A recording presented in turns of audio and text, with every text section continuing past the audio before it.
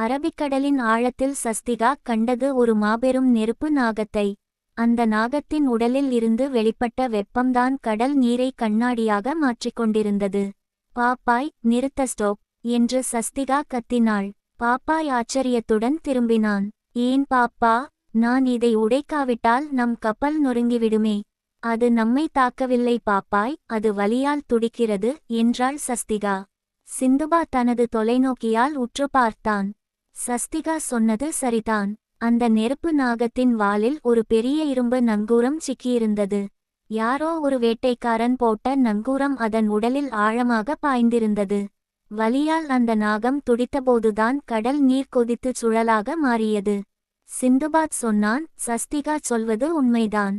ஆனால் அதன் அருகில் செல்வது தற்கொலைக்கு சமம். அந்த வெப்பம் யாரையும் சாம்பலாக்கிவிடும். பாப்பாய் தனது மீசையை முறுக்கினான். எனக்கு ஒரு வழி தெரியும். சிந்துபாத், கப்பலை அந்த நாகத்திற்கு மிக அருகில் கொண்டு செல். நான் ஒரு நிமிடம் மட்டும் அந்த வெப்பத்தை தாங்குவேன். சிந்துபாத் சாமர்த்தியமாக கப்பலை சுழலுக்குள் செலுத்தினான். பாப்பாய் ஒரு நீண்ட கயிற்றை கையில் எடுத்துக்கொண்டு கடலில் குதித்தான். அவனது கீரை பலம் அவனை ஒரு இரும்பு மனிதனாக மாற்றியிருந்தது. கொதிக்கும் கண்ணாடி நீருக்குள் புகுந்து அந்த நாகத்தின் வாலில் இருந்த நங்கூரத்தை ஒரே பிடியில் பிடுங்கி எறிந்தான். வலி நீங்கியதும் அந்த நெருப்பு நாகம் அமைதியானது. கடல் நீர் மெல்ல மெல்ல குளிர்ந்து பழைய நிலைக்கு திரும்பியது. அந்த நாகம் சஸ்திகாவை நன்றியுடன் பார்த்தது. தனது தலையை தாழ்த்தி அவளுக்கு வணக்கம் சொல்வது போல அசைந்துவிட்டு கடலின் ஆழத்திற்குச் சென்றது. பார்த்தாயா பாப்பாய் என்றான் சிந்துபாத். உன் பலம் அந்த நங்கூரத்தை எடுக்க உதவியது. ஆனால் சஸ்திகாவின் அன்புதான் உண்மையான எதிரி யார் என்பதை நமக்கு காட்டியது. பாப்பாய் சிரித்துக்கொண்டே சஸ்திகாவை தூக்கித் தன் தோளில் வைத்துக்கொண்டான். ஆமாம் சிந்துபாத், இவள் சாதாரண குழந்தை இல்லை. இவள் நம் பயணத்தின் இதயம். அவர்கள் பயணம் தொடர்ந்தது. ஆனால் தூரத்தில் அரேபிய பாலைவனத்தின் மணல் குன்றுகளுக்குப் பின்னால் ஒரு கரிய நிழல் அவர்களை கவனித்துக் கொண்டிருந்தது. அது ஒரு மந்திரவாதியின் நிழல். அந்த மந்திரவாதிக்கு சஸ்திகாவின் மந்திர திசைகாட்டியின் மீது ஒரு கண் இருந்தது. பாலைவனத்தில் அவர்களுக்கு காத்திருக்கும் அடுத்த சவால் என்ன? அரபிக்கடலின் அலைகளை கடந்து சிந்துபாத்தின் கப்பல் இப்போது ஒரு மர்மமான கடற்கரையை அடைந்தது. அங்கிருந்துதான் அரேபியாவின் பிரம்மாண்டமான ரூப் அல் காலி, ராப் அல் காலி எனப்படும் பெரும் பாலைவனம் தொடங்குகிறது. கப்பலை ஒரு பாதுகாப்பான இடத்தில் நிறுத்திவிட்டு மூவரும் கரையில் இறங்கினர். இங்கே மணல் தங்கம் போல மின்னுகிறது, ஆனால் ஜாக்கிரதை என்று எச்சரித்தான் சிந்துபாத். இந்த மணலுக்கு அடியில் பல ரகசியங்கள் புதைந்துள்ளன. பாப்பாய் ஒரு பெரிய மூட்டையை தூக்கிக் கொண்டு நடந்தான். எனக்கு இந்த கடல் காற்று இல்லாத இடம் கொஞ்சம் கஷ்டம்தான், ஆனால் சஸ்திகாவுக்காக நான் எங்கே வேண்டுமானாலும் வருவேன் என்றான். சஸ்திகா தரையில் இறங்கியதும் தன் பிஞ்சு கைகளால் மணலை தொட்டாள். திடீரென்று அவர்கள் முன்னால் இருந்த ஒரு பெரிய மணல் குன்று நகரத் தொடங்கியது. அது வெறும் மணல் அல்ல, அது ஒரு மணல் பூதம், சாண்ட் கோலம். அந்த மந்திரவாதி அனுப்பிய காவல் வீரன் அது. யார் நீங்கள்? இந்த மாய பாலைவனத்திற்குள் நுழைய யாருக்கும் அனுமதி இல்லை என்று அந்த பூதம் கர்ஜித்தது. அதன் குரல் இடி முழக்கம் போல இருந்தது. பாப்பாய் உடனே தனது கீரை டப்பாவை தேடினான். ஆனால் ஒரு அதிர்ச்சி, அவனது பையில் கீரை டப்பா இல்லை. ஐயோ, கப்பலிலேயே மறந்து வைத்துவிட்டு வந்துவிட்டேனே என்று பதறினான் பாப்பாய். கீரை பலம் இல்லாமல் பாப்பாயால் அந்த பெரிய மணல் பூதத்தை எதிர்க்க முடியாது. சிந்துபாத் தனது வாளை உருவினான். ஆனால் மணல் பூதத்தை வாளால் வெட்ட முடியாது, அது மீண்டும் மீண்டும் கூடிக்கொள்ளும். அந்த பூதம் அவர்களை தாக்க கையை ஓங்கியது. சஸ்திகா பயப்படாமல் முன்னே வந்தாள். அவள் தன் கழுத்தில் அணிந்திருந்த ஒரு சிறிய முத்து மாலையை கழற்றி அந்த பூதத்தின் காலடியில் வைத்தாள். உனக்கு தாகமாக இருக்கிறது அல்லவா என்று கேட்டாள் சஸ்திகா. பூதம் அப்படியே நின்றது. எனக்கு தாகமா? நான் மணலால் ஆனவன், எனக்கு எப்படி தாகம் எடுக்கும்? சஸ்திகா சிரித்தாள். உன் உள்ளே இருக்கும் ஒரு சிறிய விதைக்கு தாகம் எடுக்கிறது. அதனால்தான் நீ இவ்வளவு கோபமாக இருக்கிறாய். அவள் சொன்னது போலவே அந்த பூதத்தின் நெஞ்சு பகுதியில் ஒரு காய்ந்த செடியின் விதை சிக்கியிருந்தது. சஸ்திகா தன்னிடம் இருந்த சிறிய குடுவை நீரை கொண்டு அந்த விதையின் மீது தெளித்தாள். அடுத்த நிமிடம் அந்த மணல் பூதத்தின் உடலில் இருந்து பச்சை நிற கொடிகள் முளைக்கத் தொடங்கின. கோபமாக இருந்த பூதம் மெல்ல மெல்ல ஒரு அழகான பச்சை மரமாக மாறியது. அந்த பாலைவனத்தின் நடுவில் ஒரு குட்டிச் சோலை உருவானது. அற்புதம் என்று வியந்தான் சிந்துபாத். பகைவனையும் நண்பனாக்கும் வித்தை சஸ்திகாவுக்கு தெரிந்திருக்கிறது. பாப்பாய் பெருமூச்சு விட்டான். நல்லவேளை, சஸ்திகா இருந்ததால் நான் அடி வாங்காமல் தப்பித்தேன். அப்போது அந்த மரத்தின் கிளைகளுக்கு இடையே ஒரு பழைய வரைபடம் மின்னியது. அது அடுத்த கட்ட பயணத்திற்கான வழித்தடம். ஆனால் அந்த வரைபடத்தில் ஒரு விசித்திரமான நிபந்தனை இருந்தது. நிழலை தொடாதவன் மட்டுமே நிஜத்தை காண முடியும். இதன் பொருள் என்ன? அந்த மந்திரவாதி அவர்களை இங்கே அழைக்கிறான். சிந்துபாத் அந்த வரைபடத்தை விரித்து பார்த்தான். நிழலை தொடாதவன் மட்டுமே நிஜத்தை காண முடியும். இதன் பொருள் நாம் நம்முடைய அகங்காரத்தையும் பயத்தையும் விட்டுவிட்டு நடக்க வேண்டும் என்பதுதான் என்று விளக்கினான். அவர்கள் பாலைவனத்தின் ஆழமான பகுதிக்குச் சென்றனர்.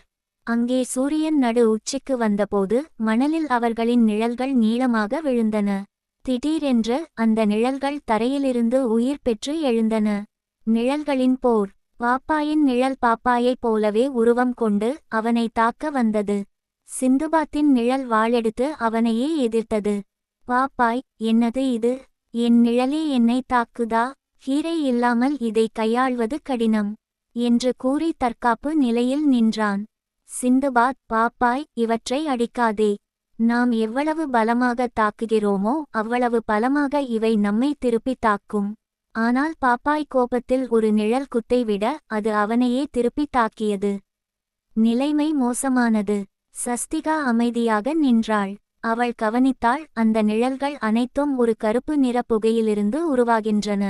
சஸ்திகாவின் புத்திசாலித்தனம். சஸ்திகா ஓடிச் சென்று பாப்பாய்க்கும் அவர் நிழலுக்கும் இடையே நின்றாள். பாப்பாய் மாமா, அடிக்காதீர்கள். உங்கள் கண்களை மூடிக்கொள்ளுங்கள். நீங்கள் எதை பார்க்கிறீர்களோ அதுதான் நிழலாக மாறுகிறது. நீங்கள் அன்பை நினைத்தால் நிழல் மறைந்துவிடும் என்று சஸ்திகா கத்தினாள். சிந்துபாத் உடனே தன் வாளை கீழே போட்டான். பாப்பாயும் கண்களை மூடிக்கொண்டு சஸ்திகாவின் சிரிப்பையும் அவர் செய்த உதவிகளையும் நினைக்கத் தொடங்கினான். ஆச்சரியம். கோபமாக தாக்கிய நிழல்கள் மெல்ல மெல்ல மறைந்து சாதாரண நிழல்களாக தரைக்கு திரும்பின. மந்திரவாதியின் வருகை. நிழல்கள் மறைந்த அந்த இடத்தில் ஒரு கரிய புகையுடன் மந்திரவாதி ஜாரோ தோன்றினான். சிறுமி, நீ என் மாயையை உடைத்துவிட்டாய். ஆனால் இந்த திசைகாட்டியை நான் விடமாட்டேன் என்று கூறி சஸ்திகாவை பிடிக்க பாய்ந்தான். அப்போது சிந்துபாத் தனது பையிலிருந்து ஒரு சிறிய கண்ணாடியை எடுத்து மந்திரவாதியின் முகத்திற்கு நேராக காட்டினான். சூரிய ஒளி கண்ணாடியில் பட்டு மந்திரவாதியின் கண்களை கூச்சச் செய்தது. இப்போது பாப்பாய் என்று சிந்துபாத் கத்தினான். பாப்பாய் சரியாக அந்த நேரத்தில் சிந்துபாத் வீசியெறிந்த கீரை டப்பாவை பிடித்து கப்பலில் இருந்து சிந்துபாத் எடுத்து வந்திருந்தது இப்போதுதான் தெரிந்தது. அதை உண்டு விஸ்வரூபம் எடுத்தான். இப்போது பார் என் பலத்தை என்று பாப்பாய் மந்திரவாதியை ஒரு சுழறி ஆகாயத்தில் வீசினான்.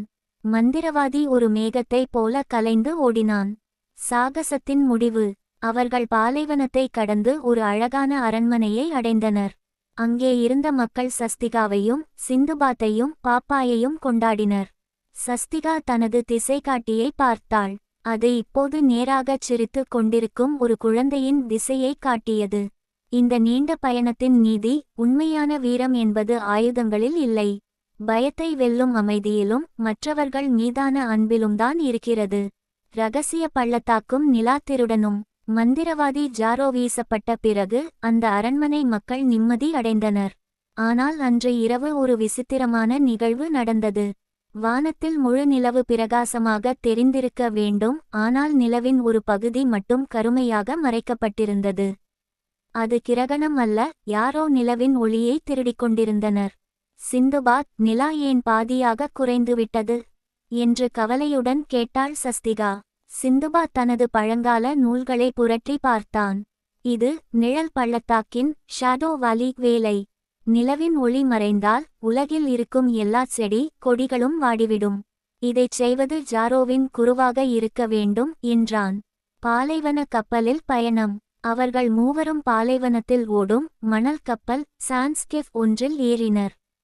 இது தண்ணீரில் அல்ல, மணல் அலைகளின் மீது சறுக்கிச் செல்லும் விசித்திரமான வாகனம். பயணத்தின் போது மணல் புயல் ஒன்று அவர்களைச் சூழ்ந்தது. பாப்பாய் தன் வலிமையால் கப்பல் கவிழாமல் பிடித்து கொண்டான். இந்த மணல் என் கண்ணுக்குள் புகுந்து பாடாய்ப்படுத்துகிறது.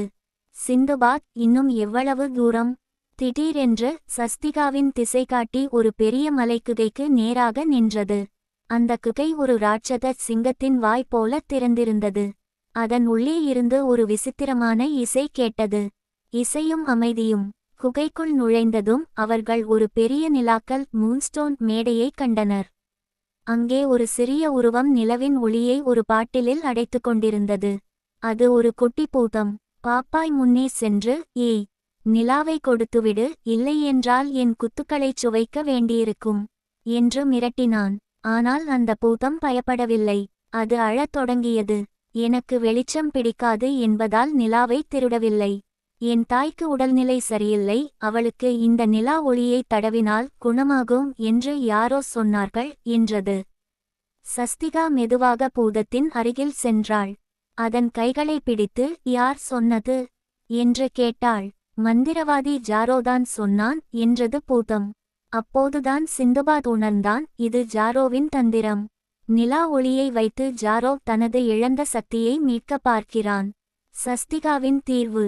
சஸ்திகா பூதத்திடம், அன்பு நண்பா, நிலாவை திருடினால் உலகம் இருட்டாகிவிடும். உன் தாயை குணப்படுத்த என் திசைக்காட்டியில் இருக்கும் ஒரு துளி கருணை ஒளி போதும் என்று கூறி தனது திசைக்காட்டியை அதன் தாய் இருந்த இடத்திற்கு கொண்டு சென்றாள். திசைக்காட்டியிலிருந்து வெளிப்பட்ட தூய வெள்ளை ஒளி பூதத்தின் தாயைச் குணப்படுத்தியது. ஏமாற்றப்பட்டதை உணர்ந்த பூதம் நிலா ஒளியை மீண்டும் வானத்திற்கே அனுப்பி வைத்தது. நீதி கருத்து. தவறான தகவல்கள் நம்மை தவறான பாதைக்கு அழைத்துச் செல்லும். ஆனால் கருணையும் தெளிவும் இருந்தால் எதையும் சரி செய்யலாம். அடுத்த அத்தியாயத்தில் ஜாரோ தனது இறுதி தாக்குதலுக்கு தயாராகிறான். அவன் கடல் மற்றும் பாலைவனத்தின் சங்கமத்தில் காத்திருக்கிறான். அத்தியாயம் 5, மாயக்கோட்டையும் மறைந்த புதையலும். நிலா ஒளியை மீட்ட பிறகு சஸ்திகா, சிந்துபாத் மற்றும் பாப்பாய் ஆகிய மூவரும் ஜாரோ பதுங்கியிருக்கும் இருள் கோட்டைக்கு, தி ஃபார்ட்ரஸ் ஆஃப் க்ளூம், சென்றனர். இந்த கோட்டை கடல் நீர் மற்றும் பாலைவன மணல் ஆகிய இரண்டும் சந்திக்கும் ஒரு விசித்திரமான தீவில் அமைந்திருந்தது. மாயக்கதவு. கோட்டையின் வாசல் ஒரு பெரிய திரையினால் மூடப்பட்டிருந்தது. அந்த திரையில் ஆயிரக்கணக்கான முகங்கள் தோன்றி மறைந்தன. இந்த கதவை திறக்க பலம் போதாது பாப்பாய் என்றான் சிந்துபாத். இதற்கு ஒரு இரகசிய கேள்விக்கு விடை சொல்ல வேண்டும். திரையில் ஒரு குரல் கேட்டது, உலகிலேயே மிகவும் கனமானது எது, ஆனால் எடையற்றது எது? பாப்பாய் யோசித்தான், என் இரும்பு நங்கூரமா என்றான். சிந்துபாத் சொன்னான், இல்லை, அது கடலில் இருக்கும் ஒரு பெரிய திமிங்கலமா? சஸ்திகா சிரித்துக்கொண்டே சொன்னாள், நமது கவலைகள், வரீஸ். சரியான பதில். கவலைகள் நம் மனதை மிகவும் கனமாக்குகின்றன, ஆனால் அவற்றுக்கு உருவமோ எடையோ கிடையாது. கதவு தானாக திறந்தது. ஜாரோவின் இறுதி ஆட்டம். உள்ளே ஜாரோ ஒரு பெரிய நெருப்பு வளையத்திற்கு நடுவில் நின்றிருந்தான். அவன் கையில் ஒரு கருப்பு மந்திர கோல் இருந்தது. சஸ்திகா, உன் திசைக்காட்டியை என்னிடம் கொடுத்துவிடு. அதை வைத்து நான் காலத்தையே மாற்றியமைப்பேன் என்று கத்தினான். ஜாரோ தனது கோலை வீச அதிலிருந்து கருப்பு மின்னல்கள் பாப்பாயை தாக்க வந்தன. பாப்பாய் உடனே தனது கடைசி கீரை டப்பாவை சாப்பிட்டு ஒரு பெரிய கவசமாக மாறி சஸ்திகாவை பாதுகாத்தான். சிந்துபாத் தனது வாளால் ஜாரோவின் கவனத்தை திசை திருப்பினான். ஆனால் ஜாரோவின் மந்திரம் மிகவும் வலிமையாக இருந்தது. அன்பின் ஒளி. சஸ்திகா மெதுவாக தன் திசைக்காட்டியை உயர்த்தி பிடித்தாள். ஜாரோ, நீங்கள் தேடும் சக்தி இதில் இல்லை, உங்கள் உள்ளத்தில்தான் இருக்கிறது. இருளை ஒளியால் மட்டுமே போக்க முடியும் என்று கூறி திசைக்காட்டியை திருப்பினாள். அப்போது திசைக்காட்டியிலிருந்து ஒரு பிரம்மாண்டமான ஒளி வெள்ளம் பாய்ந்தது. அது ஜாரோவின் கருப்பு மந்திரத்தை மெல்ல மெல்ல கரைத்தது. அந்த ஒளியில் ஜாரோவின் கோபமும் பொறாமையும் மறைந்து போயின. மந்திரவாதி ஜாரோ மெல்ல மெல்ல ஒரு சாதாரண மனிதனாக மாறினான். அவனது கண்கள் பனித்தன. நான் இவ்வளவு காலம் அதிகாரத்திற்காக அலைந்தேன், ஆனால் நிம்மதி இங்கே இருக்கிறது என்று எனக்கு தெரியவில்லை என்று கூறி மண்டியிட்டான். மகா முடிவு, கிராண்ட் ஃபினாலே. அந்த தீவு இப்போது ஒரு பூஞ்சோலையாக மாறியது. சிந்துபாத் தனது கப்பலில் ஜாரோவையும் ஏற்றிக்கொண்டான். ஜாரோ இப்போது ஒரு நல்ல மனிதனாக மாறி குழந்தைகளுக்கு கதை சொல்லும் ஒருவராக மாறினான். பாப்பாய் தனது புகைக்குழாயை ஊதி டூட் டூட் என்று சத்தமிட்டான். சஸ்திகா சிந்துபாத்தின் மடியில் அமர்ந்து அடுத்த சாகசத்திற்காக காத்திருந்தாள். இந்த தொடரின் இறுதி நீதி, இருளை இருளால் விரட்ட முடியாது, ஒளியால் மட்டுமே முடியும். பகைவனை அழிப்பதை விட அவனுள் இருக்கும் பகையை அழிப்பதே உண்மையான வெற்றி.